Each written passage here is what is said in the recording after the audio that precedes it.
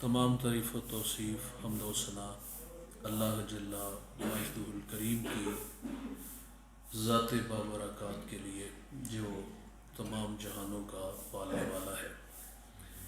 اللہ رب العزت کی حمد و ثنا کے بعد حضور تاجدار مدینہ، تاجدار انبیاء، اللہ کے پیارے امت کے سہارے، رب کے محبوب، دانائے غیوب، مالک رکاب امم، فخر ارب و عجم، والی کون مکان، سیاہ لا مکان، سید انس و جاں، سرور لالا رخاں، ماہ خوباں، شہنشاہ حسینہ، تتمہ دوراں، سرخیل زہرہ جمالہ، معصوم آمنہ، احمد مجتبیٰ، حضرت محمد مصطفیٰ صلی اللہ علیہ وسلم کے حضور ناز میں عقیدتوں، ارادتوں اور نیاز مندیوں کا خراج پیش کرنے کے بعد انتہائی عزت و تکریم کے لائق تشریف فرما قبلہ علامہ صاحب، معزز محتشم حاضرین، السلام علیکم ورحمۃ اللہ۔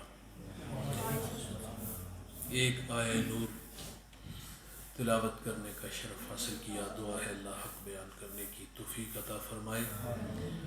قابل عمل باتوں پر ہم سب کو عمل کر کے زندگی کی راہوں کو درست کرنے کی توفیق عطا فرمائے۔ ای سعادت بزور بازو نیست، تانہ بخشد خدای بخشندہ۔ یہ محض اللہ کا کرم کہ اللہ نے ہمیں زندگی میں ایک مرتبہ پھر ماہ سیام سے ملا دیا، اور اللہ سے دعا ہے کہ اللہ ہمیں اس ماہ مبارک میں اترتی ہوئی اس کی رحمتوں کو سمیٹنے کی توفیق عطا فرمائے۔ اس ماہ کی 17 تاریخ کو، 17 رمضان المبارک کو، کفر اور اسلام کی ایک جنگ، ایک لڑائی ہوئی، اور اللہ تعالیٰ نے اسلام کو فتح سے ہمکنار کیا، اور اس دن کو رب نے یوم فرقان سے تعبیر کیا۔ دنیا کی سپر پاور سے یہ نابرد آزما ہوئے۔ ایک طرف مٹھی بھر لوگ تھے، 313، اور دوسری طرف 1000 کے قریب لشکر تھا۔ تو پھر اللہ تعالیٰ کی مدد جو ہے وہ غائب سے بھی اترتی ہے۔ غزوہ بدر کے حوالے سے کچھ باتیں ہیں جو آپ کے گوش گزار کروں گا۔ میرے کریم آقا صلی اللہ علیہ وسلم نے جب اعلان نبوت فرمایا تو سارا مکہ ہی مخالف ہو گیا۔ اللہ اکبر۔ انہوں نے طرح طرح کی تکالیفیں، اذیتیں، دکھ میرے کریم آقا صلی اللہ علیہ وسلم کو دیے۔ جن راہوں سے گزرتے ہیں کانٹے بچھاتے ہیں، پیغام حق دیتے ہیں تو کانوں میں انگلیاں ٹھوس لیتے ہیں، گڑھے کھودتے ہیں، اوجریاں پھینکتے ہیں، گلے میں رسی ڈال کے اس کو تو دیتے ہیں۔ کتنے دکھ جو مکہ والوں نے نہیں دیے۔ 3 سال حضور شب ابی طالب میں محصور رہے، سوشل بائیکاٹ ہوا، ماؤں کی چھاتیوں سے دودھ خشک ہو گیا، بچے بھوک کی وجہ سے روتے ہیں تو مائیں ایکو مت کریں، منہ پہ تھپڑ نہیں مارتی، بس اتنا کہتی اگر تمہارے رونے کی آواز کافروں نے سنی تو وہ تمہارے نبی محمد کو تانے دیں گے۔ بچے خاموش ہو جاتے۔ صحابہ کہتے ہم نے پتے کھا کے گزارا کیا، چمڑے بھگو بھگو کر کے گزارا کیا۔ ایک صحابی کہتے مجھے اتنی شدت کی بھوک لگی تھی کہ ایک گیلی جگہ میرا پاؤں آیا، نہ جانے وہ کیا تھا، اٹھایا کھا لیا، اور آج تک یہ خبر نہیں کہ وہ چیز ہے کیا تھی۔ یہ 3 سال 2 پہاڑوں کے درمیان جو گھاٹی تھی، وہاں حضور اور حضور کے جان نثاروں نے وہاں زندگی کے 3 سال، وہ کتنے، یہ 3 گھنٹے گزارنا مشکل ہے، 3 جہاں کھانا بھی نہیں پہنچنے دیتے تھے تو وہاں 3 سال گزارے۔ عام الحزن بھی آیا، حضور کے بڑے محبوب رشتے، آپ کی رفیقہ حیات حضرت خدیجہ رضی اللہ تعالی عنہا کا انتقال ہو گیا، اور آپ کے چچا جو ڈھارس بتاتے تھے چچا تو کہتے تھے کہ بھتیجے جو تیرے من میں آتا ہے وہ کر، تیرا چچا تیرے ساتھ ہے۔ وہ اتنا عظیم رشتہ بھی دنیا سے چلا گیا۔ اس سال کا نام حضور نے غم کا سال رکھا، حضور گھر میں لگ کے بیٹھ کے، لیکن پھر کار نبوت کی ذمہ داریاں میرے نبی کو میدان عمل میں لاتی ہیں۔ تو میں نے عرض کیا کہ لوگوں نے گھڑے کھودے، لوگوں نے کانڈے بچھائے، لوگوں نے اجریاں پھینکی، تو حضور طائف تشریف لے آئے کہ پڑھے لکھے لوگ ہیں، میں انہیں اپنی بات سناتا ہوں۔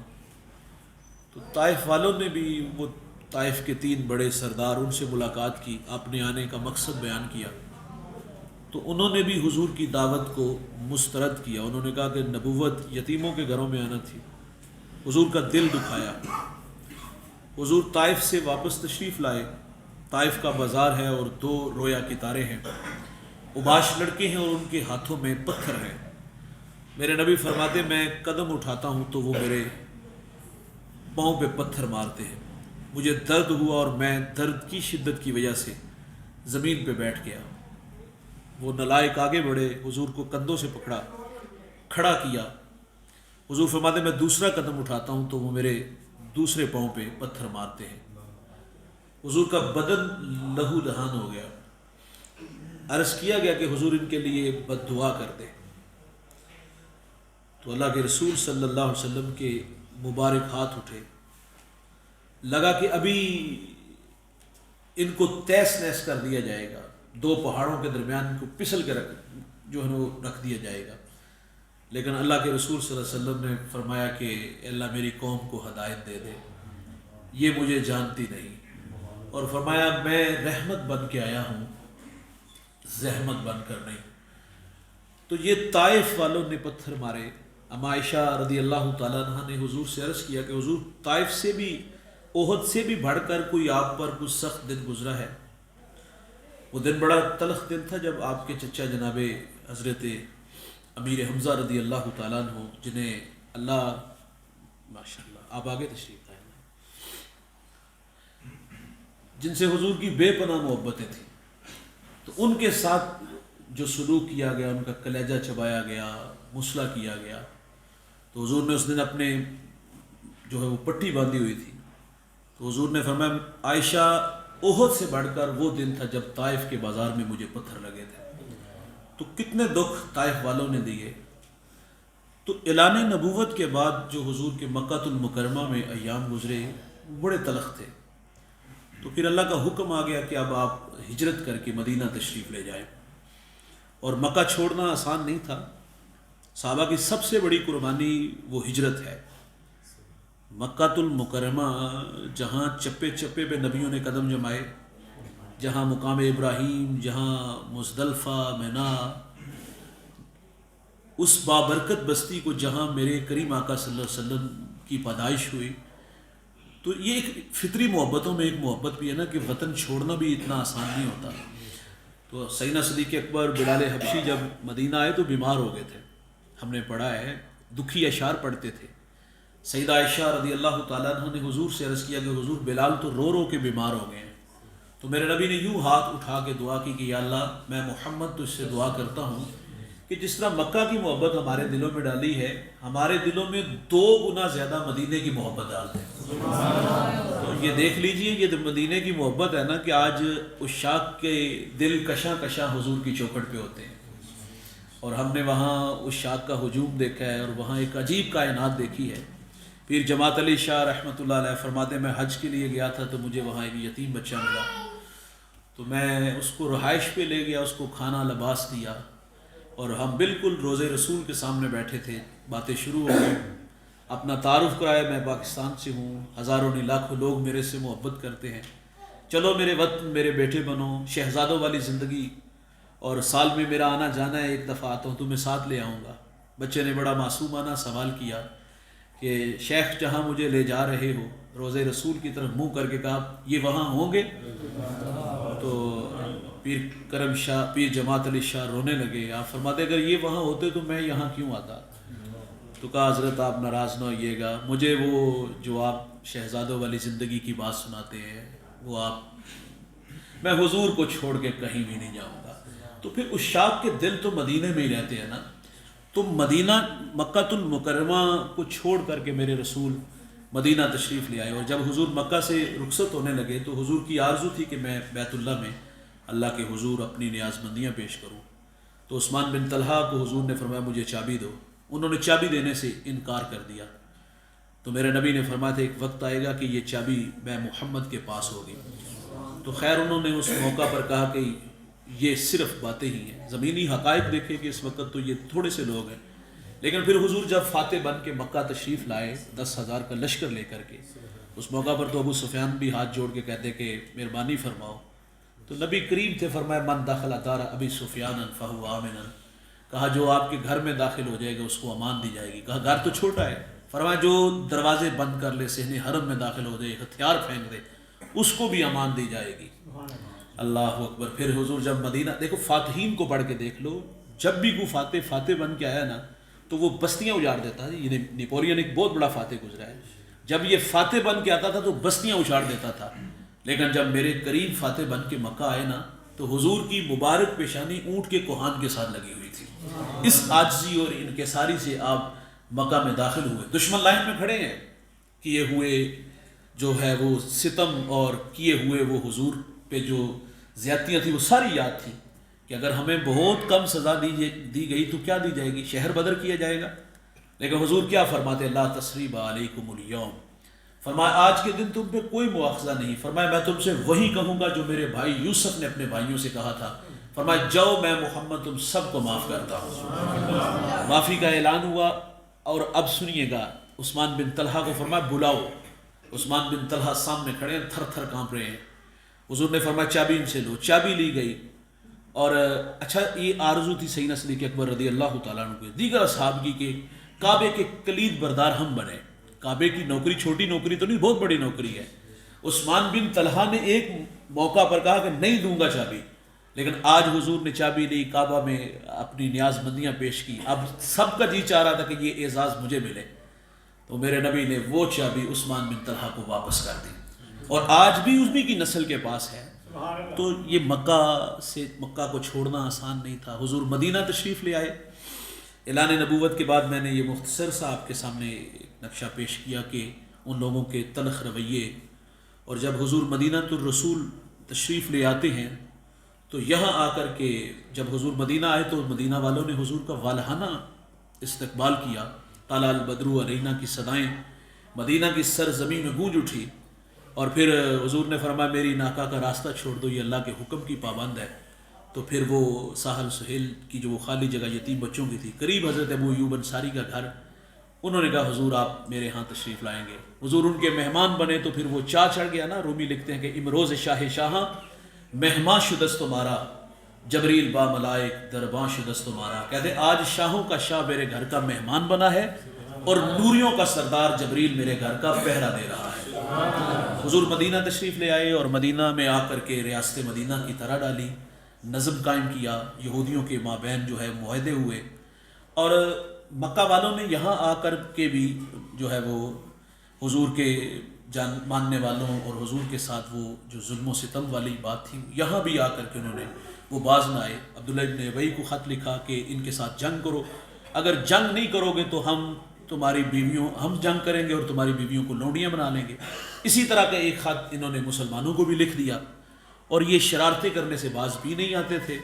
ان کی مسلمانوں کی چراگاہوں پر یہ حملے کرتے، مسلمان بھی مقابلے میں ان کا مقابلہ کرتے اور منہ توڑ جواب دیتے۔ تو یہ ان کی جو ہے وہ تلخیاں مدینہ میں آ کر کے بھی ختم نہ ہوئی۔ پھر ایک قتل ہوا، وہ ایک بڑا اہم ایشو بنا، اور اس کے بعد ابو سفیان کا قافلہ شام سے واپس جا رہا تھا، تو پھر جب اسے پتہ چلا کہ اب میرا قافلہ خطرے میں ہے، تو اس نے پھر اپنا ایک جاسوس بھیجا سونا دے کر کے، غالباً اس کا نام زمزم بخاری تھا، تو اس نے جا کر کے اطلاع دی مکہ میں کہ تمہارا اس وقت قافلہ مشکل میں ہے اور اس کی مدد کو پہنچو۔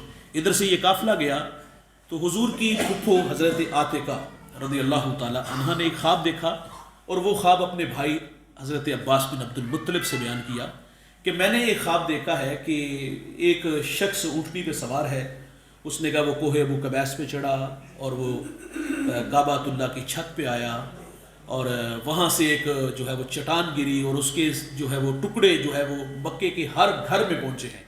اس طرح کا خواب جو ہے وہ حضرت عباس بن عبد المطلب رضی اللہ تعالیٰ عنہ سے بیان کیا گیا. تو یہی خواب آپ نے، اور اس خواب میں یہ کہا گیا نا کہ آپ 3 دنوں کے اندر اپنی قتل گاہوں کی طرف پہنچو. تو یہ خواب جو ہے وہ ابو جہل تک بھی پہنچا سنتے سناتے نا. تو حضرت عباس رضی اللہ تعالیٰ کعبہ میں آپ طواف کعبہ کے لیے تشریف لے گئے. تو اس نے حضرت عباس بن عبد المطلب سے کہا کہ پہلے ایک نبی تھا اور اب ایک نبیہ بھی آ گئی. اس نے طنز کیا. خیر آپ نے اس کی بات کو ٹال دیا. گھر آئے تو گھر کی خواتین کو پتہ چلا کہ ابو جاہل نے جو ہے وہ بکواس کی ہے.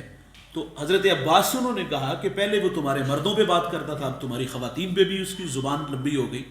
آپ فرماتے مجھے اس بات پہ غصہ آیا اور میں اسی غصے میں گھر سے باہر نکلا کہ میں جا کر کے اگر اس نے کوئی بات کی تو اس کا میں منہ توڑ جواب دوں گا. آپ فرماتے جب میں حرم میں پہنچا تو ابو جہل کی دوڑ لگی ہوئی تھی، بھگدڑ مچی تھی. میں سمجھا کہ شاید کہ میری وجہ سے، میرے ڈر کی وجہ سے یہ دوڑ گیا ہے.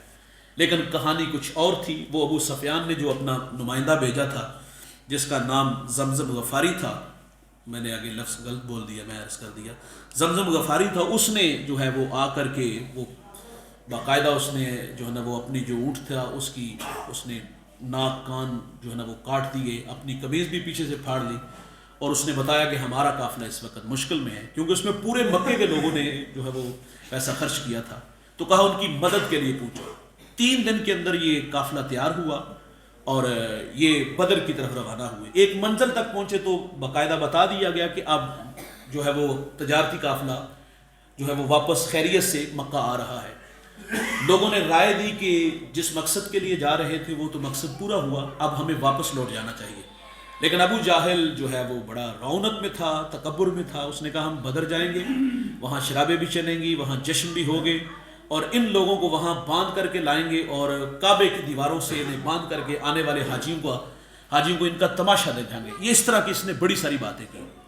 اور یہ پھر بدر تک پہنچے. روزانہ جو ہے وہ کوئی نہ کوئی قبیلے کا سردار جو ہے وہ اونٹ ذبح کرتا. ایک اونٹ نہیں بلکہ 9-10 اونٹ ذبح ہوتے اور پھر وہاں شرابیں چلتی. وہاں انہوں نے ناچ گانے والی خواتین ساتھ لے کے گئے تھے، ان کا ناچ گانا ہوتا اور رقص و سرود کی محفلیں سجتی.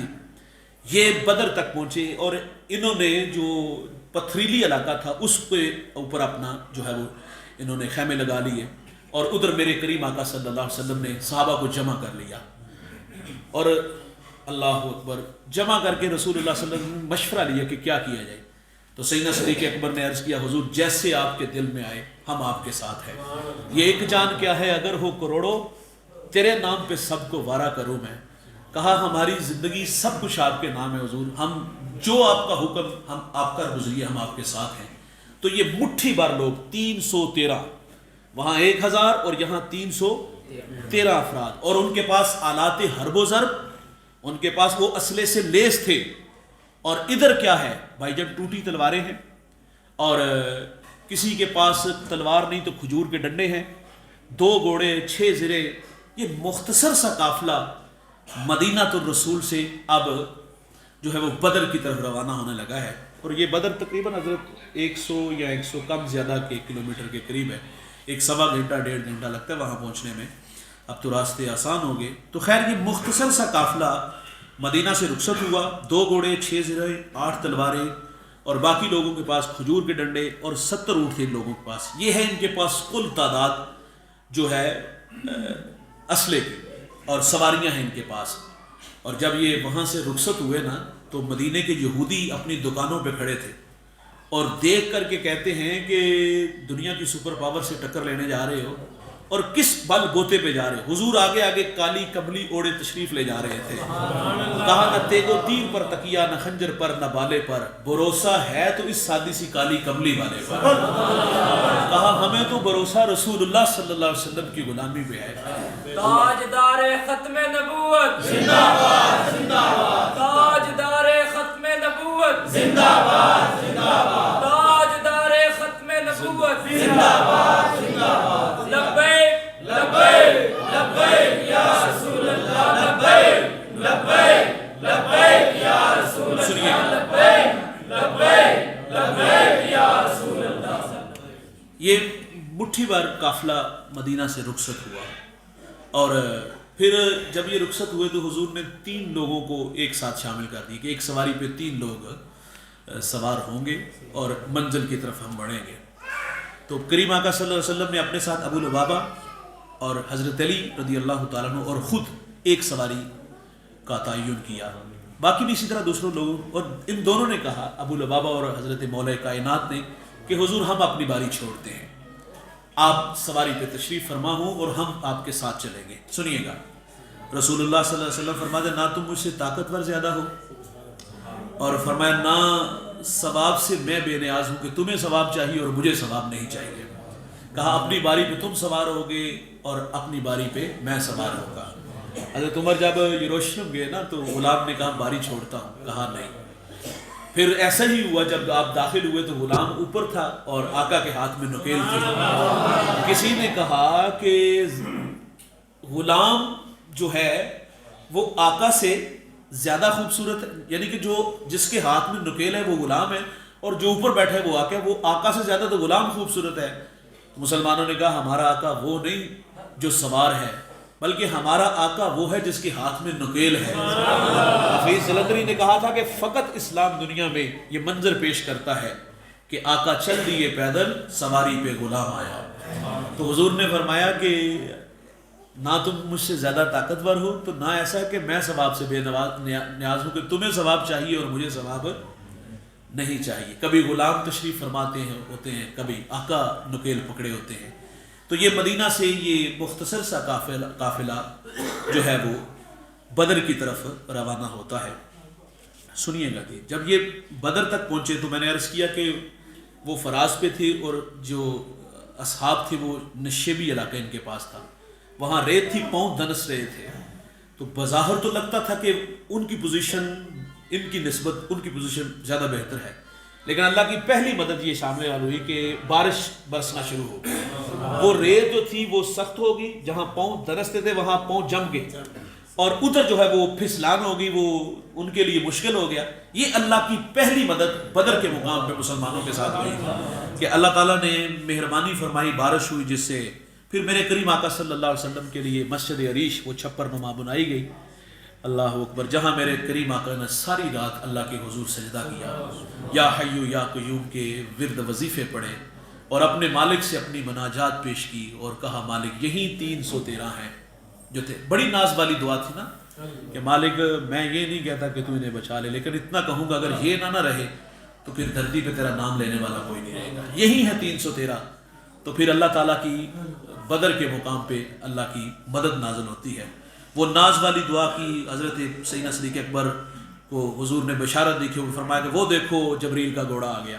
اللہ اکبر. پھر وہ ساری بات وہ عمیر نے بھی, ابو جاہل نے پھر رپورٹ منگوائی نا کہ دیکھ کے وہ لوگ کتنے ہیں. تو اس نے آ کے کہا کہ یہیں کو ٹیلے سارے ٹٹول آیا ہوں, 300 ہوں گے یا کچھ زیادہ ہوں گے. تو اس نے کہا پھر تو ہمیں ضرورت ہی نہیں جنگ کرنے کی, تم رسیاں کٹھی کرو, ہم انہیں جھکڑیں گے اور کعبے کی دیوار سے جا کے انہیں باندھ دیں گے, آنے والے حاجیوں کو تماشا دکھائیں گے. تو عمیر کے لفظ سنیے گا, اس نے کہا اتنے متکبر نہ بنو, ان آنکھوں سے دیکھ کے آیا ہوں, یثرب کی اونٹنیاں اپنی پشتوں پہ نری موتیں اٹھا کے آئی ہیں, وہ زہریلے سانپوں کی طرح پیچ و تاب کھا رہے ہیں, اتنی دیر تک مریں گے نہیں جتنی دیر تک تم میں سے ایک ایک کو لڑ نہیں جاتے. کہا میرا مشورہ تو یہ ہے کہ اگر ہو سکے تو اپنی جان بچا کے یہاں سے نکل جاؤ, اور اگر تم نے ان سے جنگ کی تو پھر اگر تمہارے بندے مارے گئے تو پھر تمہارے اوپر افسوس ہے. لیکن ابو جاہل رونت میں تھا, تکبر میں تھا, وہ کہتا خود ہی تو رپورٹ دے. کہا رپورٹ تو دے رہا ہوں, لیکن ان کے جذبے بھی میں دیکھ کے آیا. یار جو صحابہ حضور کا لواب زمین پہ نہیں گرنے دیتے, وہ خون کیسے گرنے دیں گے؟ حضور وضو کرتے ہیں تو وہ وضو کا پانی زمین میں نہیں گرنے دیتے. اچھا جنہیں وہ پانی میسر نہیں آتا, وہ لواب میسر نہیں آتا, وہ ان ہاتھوں سے اپنے ہاتھ مس کر کے جو اپنے چہروں پر ملتے ہیں وہ برکت لیتے ہیں, تو وہ خون کیسے گرنے دیں گے؟ تو وہاں ناز والی دعا کی گئی کہ یا اللہ یہ تیرے جان نثار ہے, ان کی مدد فرمانا. پھر اللہ تعالیٰ کی نصرت مدد جو ہے وہ اللہ تعالیٰ نے عطا فرمائی. سحری کا وقت ہوا تو اللہ کے حبیب صلی اللہ علیہ وسلم نے نماز کے بعد فرمایا صفے سیدھی کر لو. صفے سیدھی کی گئی تو ایک صحابی کے پیٹ میں حضور نے ہلکی سی جو ہے نا وہ چھڑی تھی یا تلوار تھی, اس کی نوک لگائی. تو انہوں نے عرض کیا کہ حضور میں نے اس کا بدلہ لینا ہے. اللہ اکبر. صحابہ نے کہا کیا کر رہے ہو؟ کہا نہیں بدلہ لینا ہے. حضور فرماتے بدلہ لے رہے. اس نے عرض کیا حضور جب آپ نے مجھے وہ چھڑی یا تلوار تھی اس کی نوک جب ہوئی تھی تو اس وقت میرا پیٹ جو ہے نا وہ کپڑا نہیں تھا، ننگا تھا. تو حضور نے اپنی ذرا کھول دی تو آگے بڑھ کے حضور کے بدن سے لپٹ کے بدن کو چومنا شروع کر دیا.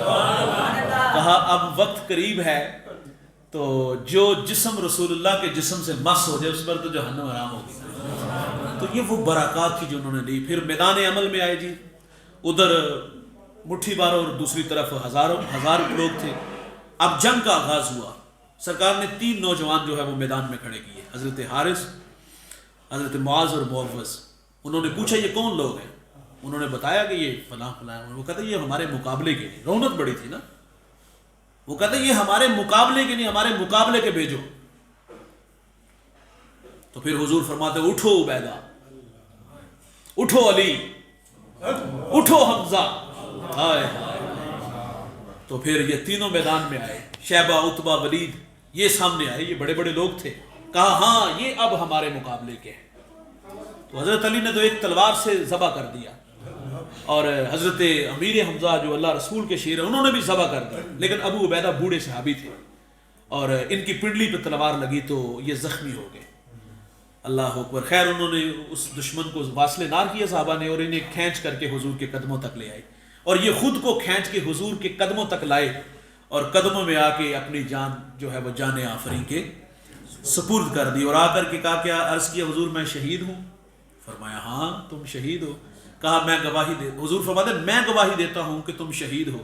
یہ بات کی تو حضرت ابو عبیدہ رضی اللہ تعالیٰ عنہ کی جان آفریں کے سپرد ہو گئے. تو پھر اس کے بعد حارثہ صحابی کو تیر لگا، وہ شہید ہو گئے.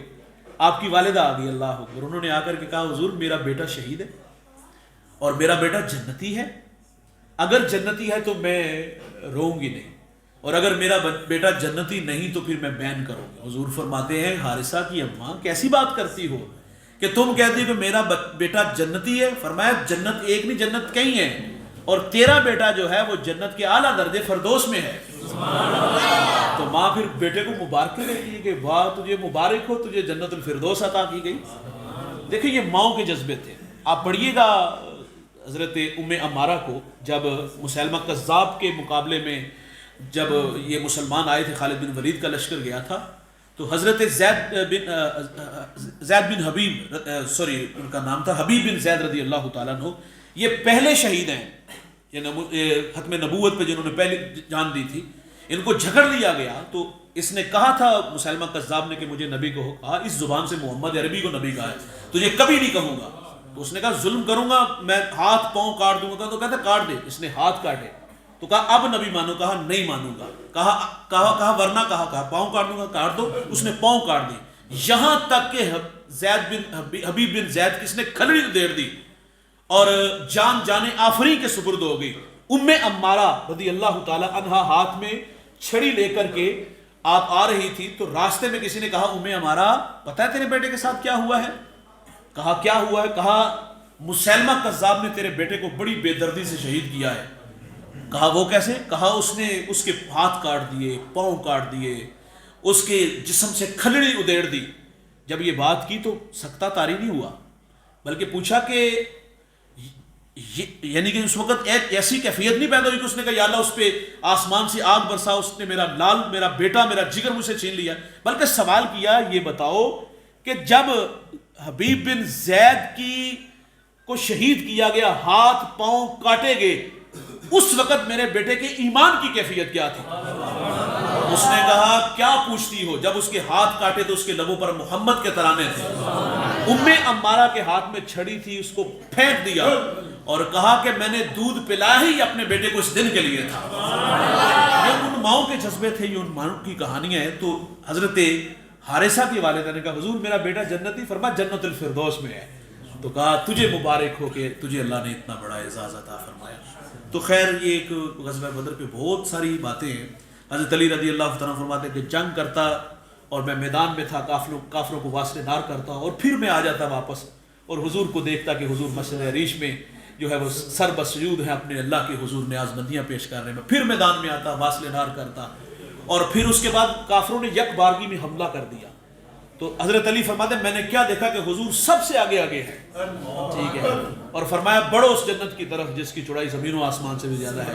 جب آگے بڑھے تو پھر اللہ کی مدد جو ہے وہ شامل حال ہوئی, اور پھر ابو جاہل جو ہے وہ آوازیں دے رہا تھا کہ ہمارے پاس عزا ہے تمہارے پاس عزا نہیں. تو حضور فرماتے تم کہو کہ ہمارا مولا اللہ ہے تمہارا مولا. تو پھر یہ اللہ کی مدد, آسمان سے فرشتے بھی اتر آئے اور اللہ تعالیٰ نے اسلام کو فتح عطا فرمائی. حضرت عبد الرحمن بن عوف کے پاس وہ 2 بچے ننھے آئے نا, بڑا معروف واقعہ, یہ بدر کا ہی ہے, معاذ اور معوذ. انہوں نے کہا ان میں ابو جاہل کون ہے؟ کہا خیریت, کہا یہ میرے محبوب کو گالیاں دیتا تھا. تو کہا اس کے تو جو ہے وہ آس پاس پہرا بہت زیادہ, اس تک پہنچنا بہت مشکل ہے.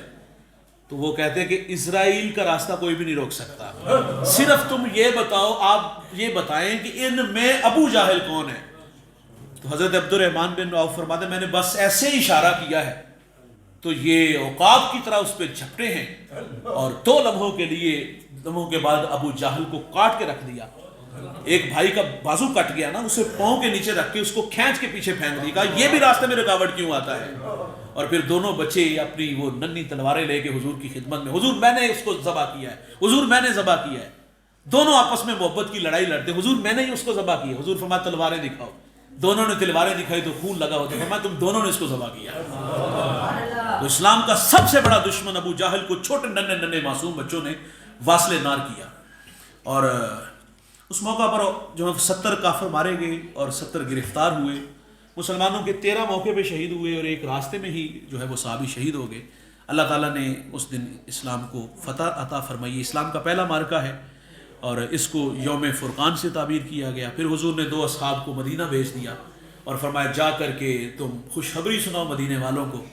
اور جب مدینہ آئے تو پھر وہ جس طرح حضور مکہ سے مدینہ تشریف لائے تھے نا ہجرت کر کے, آج فتح کے بعد جب حضور مدینہ تشریف لاتے ہیں تو اسی طرح پھر ان بچیوں نے جو ہے وہ حضور کا والہانہ استقبال کیا.